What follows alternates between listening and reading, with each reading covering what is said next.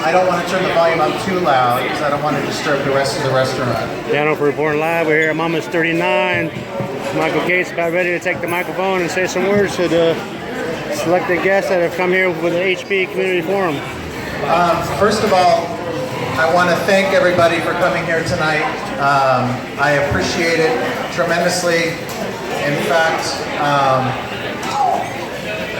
when I thought about doing an event like this, you know, it was all about reaching out to the community and giving back to the community. You know, elected officials and politicians do fundraisers all the time, and they always need to raise money, and they have to prepare for the next election.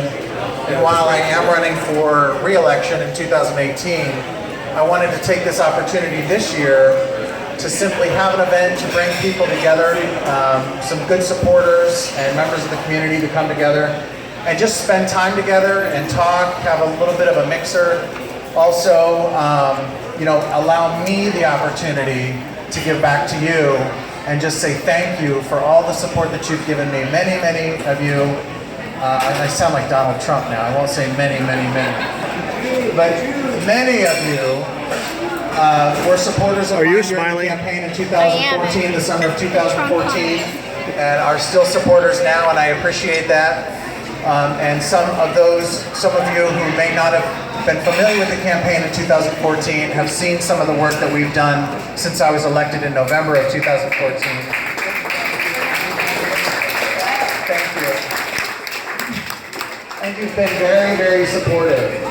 So, you know, a lot of people ask me, why are you doing this? Really just to create an opportunity to get together, to get to meet you. Seeing somebody's profile picture on Facebook is not enough for me. So it's a pleasure to meet you, and then it's also a pleasure to offer this to you, a little give backs, to say thank you for all the support. So thank you very much. There you have it. Live at Mama's 39. Michael Gates. Before I go too far, I wanted to recognize a couple of people who are here tonight. Council member Billy O'Connell is here. Thank you, Billy, for coming and supporting. And then one of our planning commissioners, Lynn Sameta, is here tonight. And she's also a candidate for city council.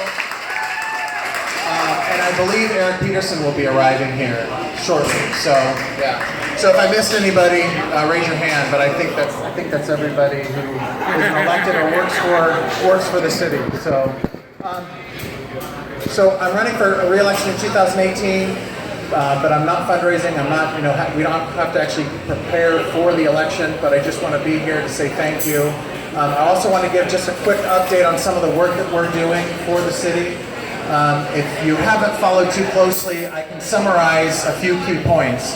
One, between the time I took office and now, my office, which consists of me plus 6 other attorneys and support staff, through our efforts in legal research and the practice of the law, have saved the city, saved the taxpayers, over $20 million.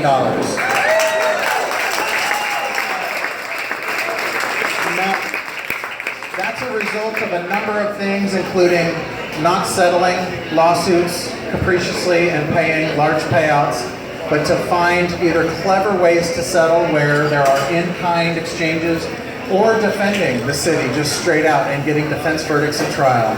That also includes conducting legal research and finding money where there was not money found before, finding it for the city. So it's a multi-pronged effort to save the taxpayers' money.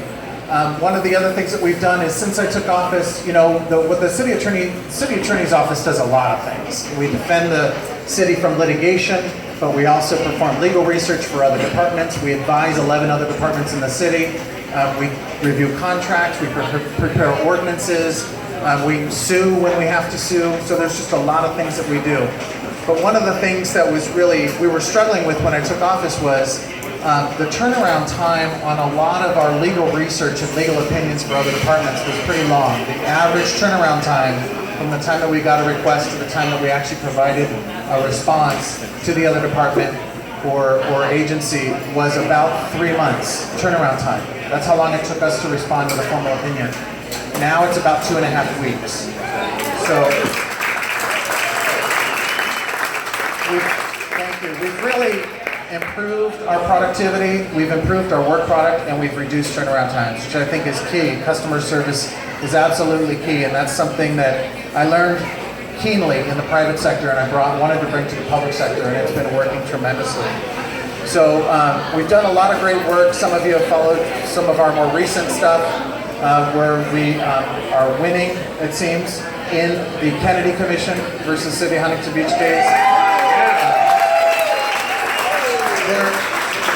We still have an appeal, so we can't declare victory yet, but we've been having some good fortune in the Fourth Circuit Court of Appeal, and we just filed our appeal last week, and some people have made it available online, and if you have an opportunity to read it, you should read it. It makes some really great arguments about the City of Huntington Beach being a charter city, having a lot of its own, or should have, under the government code, a lot of more self-determination and autonomy from state mandates. So we've been doing a lot of great work. I'm really, really pleased, and trying to think of what else I can say. There's 4th of July fans here. I want everybody to enjoy the 4th of July. Take your swag and enjoy it. If anybody has any questions here tonight, I'd be happy to take questions. Before I wrap up though, I did want to let everybody know, yes, my wife is here. Raise your hand. People want to ask, is your wife here? Is your wife here? Yes, she's here. And three of my 5 children are here. Gregory Gates, raise your hand. All right. Madeline Gates. And then Catherine Gates, raise your hand. All right.